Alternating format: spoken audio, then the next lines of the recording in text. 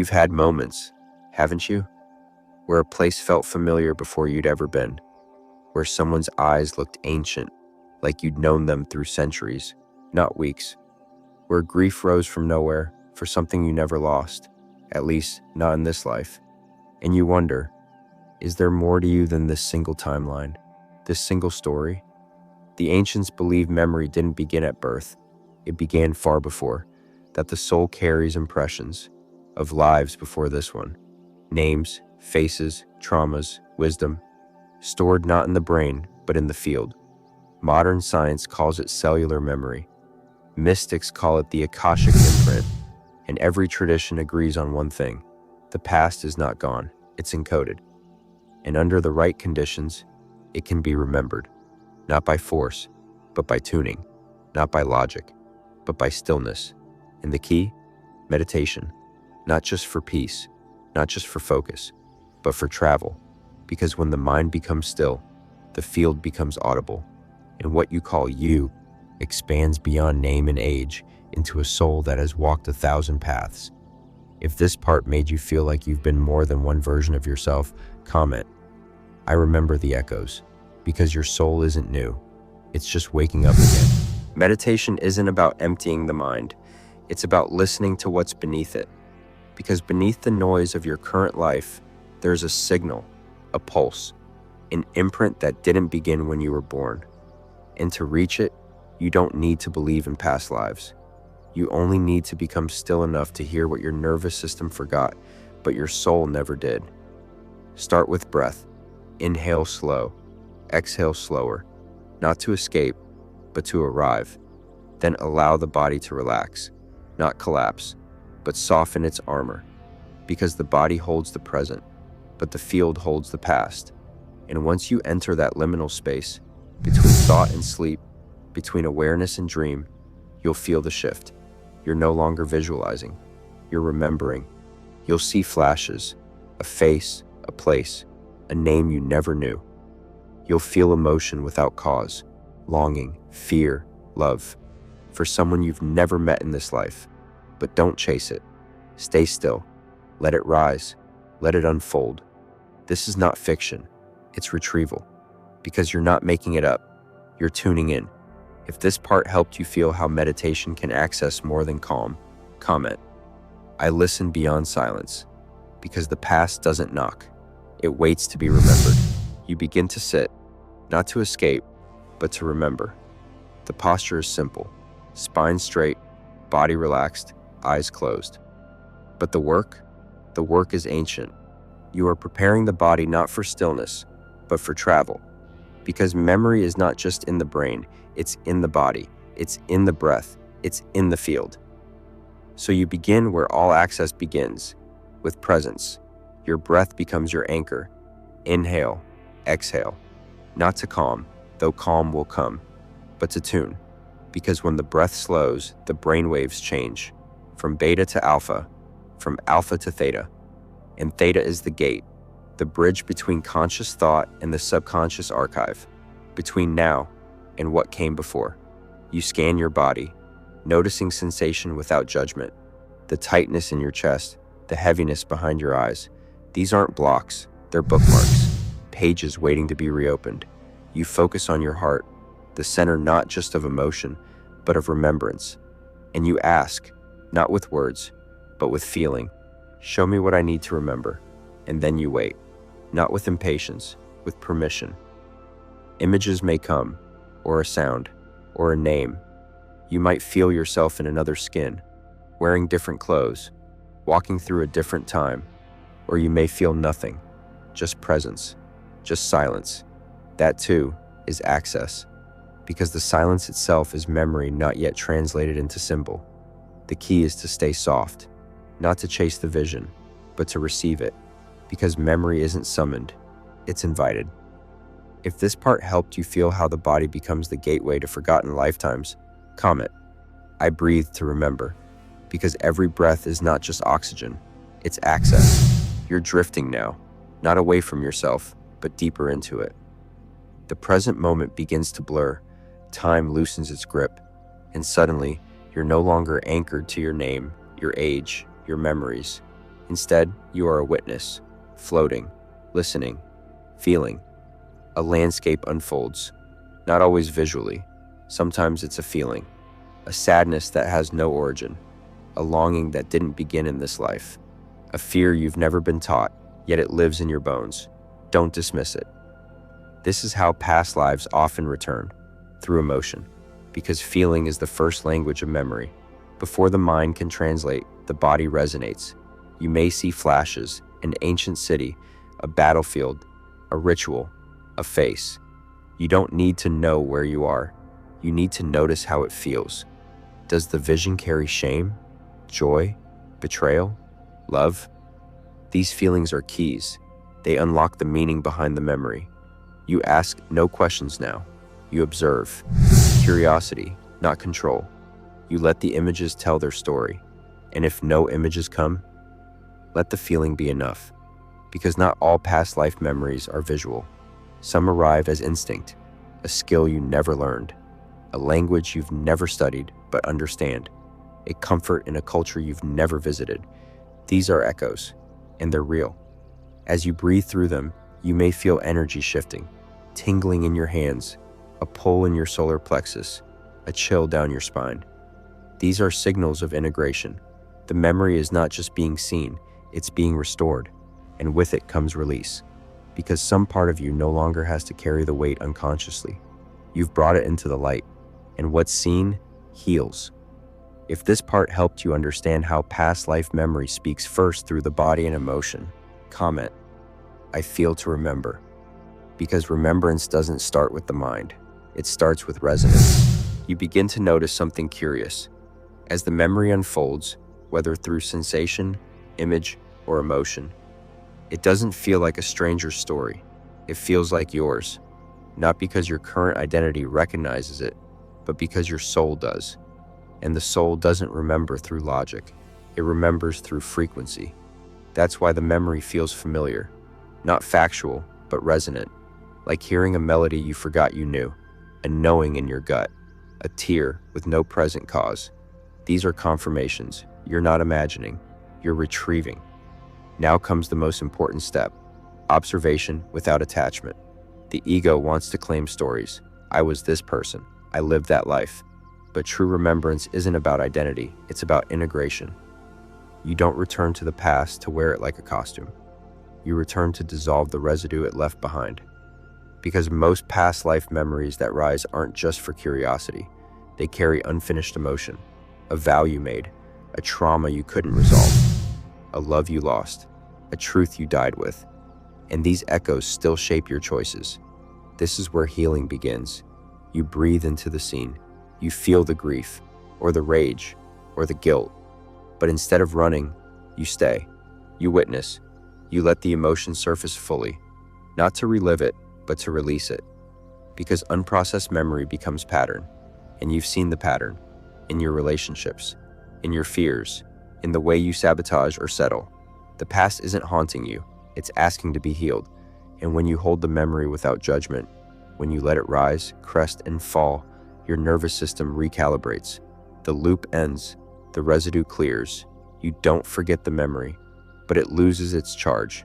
And in that moment, you're freer. Not because you traveled back in time, but because you stopped carrying it into the future. If this part helped you realize that remembering is the beginning of release, comment, I release what I once relived. Because the past doesn't define you, unless you refuse to let it go. The deeper you go, the more you realize. Past life recall is not about stories, it's about signatures. You don't return to collect tales of glory or tragedy. You return to retrieve energy, parts of yourself that got stuck in fear, in guilt, in longing. As you remember, you reclaim. Sometimes you uncover a vow. I will never love again. And you wonder why intimacy feels impossible. Sometimes you relive a failure and realize your fear of success isn't laziness, but residue. Sometimes you remember persecution for your gifts and finally understand why you hide your wisdom in this life. It's all connected. But healing doesn't happen just because you remember. It happens when you bring awareness into the memory, when you offer the part of you still trapped in that timeline what it needed then. Forgiveness, safety, release. This is where meditation becomes transformation. You begin to speak to the memory. You send light into it. You imagine embracing the version of you that was shamed, exiled, betrayed. And though it may seem symbolic, your nervous system feels it. Your field responds. Your patterns shift. Because the body doesn't know the difference between past and present. It only knows resonance. When you send healing to the memory, the body registers safety, and the loops begin to break. You start to act differently, without trying. You speak up when you used to shrink. You trust love where you used to flinch. You follow your purpose with less fear, not because of discipline, but because the weight is gone. This is the real gift of remembering, not knowledge, but freedom. You don't need to know every detail. You only need to feel the thread and follow it to where it's still tangled. And when you untie it, everything softens. If this part helped you feel how remembrance can rewrite your present, comment. I reclaim the parts I left behind, because healing isn't in the memory, it's in your return to it with presence. There comes a moment in your journey when the veil thins, not because you tried harder, but because you became quieter. You're no longer forcing memories. You're no longer chasing visions. You're simply listening, and that's when they come.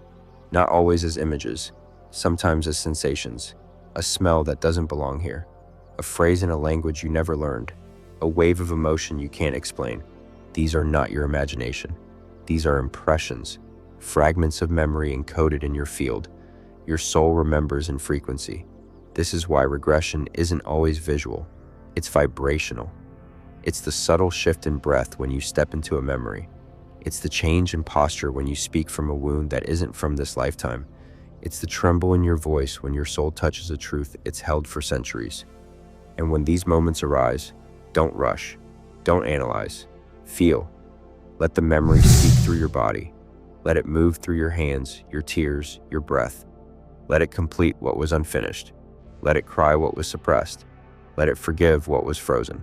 Because the past doesn't want to be remembered as much as it wants to be released. And here's the paradox. The more you feel, the more you forget. Not in the way of erasing, but in the way of integrating. The memory dissolves, not because it's gone, but because it's no longer separate. You become more whole. And wholeness is the end of the search. You no longer try to prove who you were. You no longer cling to stories of past power or pain. You begin to live as one who has seen many lifetimes and now chooses presence over performance. You embody the wisdom without the weight. If this part made you feel the power of subtle remembering, comment. I remember through stillness, because memory doesn't always shout. It often arrives in silence. As your inner space expands, past life memories begin to integrate in a different way, not as scenes to observe, but as energies you embody. You find yourself reacting differently. You forgive faster. You speak with a wisdom you never studied. You carry a grief you never earned. You feel drawn to people, places, and paths without knowing why. This is the echo of your soul's continuum. And here's what few will tell you. Remembering isn't always pleasant. Some memories return as shadows, as fears, as patterns you thought were just you. But they're not. They're traces of who you were when love was scarce, when power was misused, when silence was survival. Your task is not to relive the pain. It's to recognize that you're no longer there. You are not in the war. You are not still the hunted. You are not bound by the vows you once made to protect yourself. Because some of your limitations aren't personality traits. They're oaths, promises made in fear, sealed in trauma, and passed through lifetimes like armor. Vows of poverty, of silence, of invisibility, of punishment. And these vows don't break through effort. They dissolve through recognition. You name them, you thank them, you release them, not with drama, with clarity. I release the vow that my voice is dangerous. I dissolve the contract that says I must stay small to stay safe. I return to my present self, free and whole. And in that moment, your timeline shifts, because past lives aren't chains, they're codes. And once decoded, they stop repeating. Once witnessed, they stop screaming. Once honored, they stop haunting. This is the real healing, not remembering for curiosity, but for liberation. You don't remember past lives to become someone. You remember to stop being everyone else and finally become yourself. If this part helped you identify old patterns as echoes, not identity, comment. I dissolve the old oaths, because freedom is not forgetting, it's remembering with peace. Once the old oaths are dissolved, something remarkable begins to happen. Your intuition sharpens. You start to recognize soul agreements, not just in your meditations, but in the people around you. That friend who feels like family? You've known them before. That stranger whose presence stirs you? They've walked with you once. That teacher who triggers deep resistance or awe? Perhaps they once stood beside you, as adversary or ally. This is the recognition of karmic entanglement, not as punishment, but as potential. Because past life connections aren't just emotional, they're energetic. You're not just meeting someone new, you're reactivating a shared story, one that may still be unfinished. And your role now isn't to obsess over the past, it's to complete what was left undone, to forgive what was never spoken, to release what no longer serves, to grow where once you froze. This is how karma evolves, not through endless loops, but conscious closure. But to do this, you need discernment. Not every soul you recognize is meant to stay. Some return only to offer contrast, to mirror the self you no longer are. And your job isn't to grip tighter, it's to bless and move on. Because love from a past life can't always survive the lessons of this one. And here's the deeper secret. Every lifetime teaches you a tone, a note in your soul's frequency. And when you remember these tones, not just as images but as resonance, you begin to play the full chord of who you are. Your courage from a life as a warrior, your compassion from a life as a healer, your discipline from a life in solitude, your curiosity from a life cut short. These qualities were never lost, just sleeping. And now that you remember, they awaken. They return not as memories, but as mastery. You become the summation of many lives, without the weight of any. If this part helped you reframe past life connections as activations, not attachments, comment. I meet souls across lifetimes, because memory is not just history, it's healing. Now that you've seen across lifetimes, the final revelation arises, not in the form of more memories, but in silence. Because true remembrance is not a gallery of past identities, it's the awareness that witnessed them all. You are not the healer you once were, not the wounded, not the monk, nor the rebel, nor the mother, nor the executioner. You are the thread that wove them. You are the still point, the observer behind the masks, behind the eras, behind the endless change. This is what past life meditation was pointing you toward all along. Not to dwell in old stories, but to reclaim authorship. You don't remember to relive, you remember to release, to retrieve your energy from identities that no longer serve, to end unconscious loops playing beneath your present choices, to gather your scattered self into presence. Because when you do, when you retrieve the fragments of your soul from past lives, past contracts, past pain, you don't just heal, you unify. You stop living from reaction and start living from resonance. And your life begins to feel different, not because the world changed, but because you stop carrying the weight of unremembered grief. You speak more slowly, because you're no longer rushing to be heard. You love more freely, because you've already known loss. You trust your instincts, because they're layered with ancient pattern. You don't feel new anymore, you feel real. And this is the gift of past life meditation. Not to escape this life, but to live it fully. Not to prove what you were, but to become what you now choose. And in that choice, you become free. Free not from your past, but through it. If this journey brought you home to a deeper self, comment. I am the sum in the silence. And if this resonated with your soul, like this video, share it with someone on the path, and subscribe for more awakenings to come. Because you're not starting over, you're continuing the story, this time with your eyes open.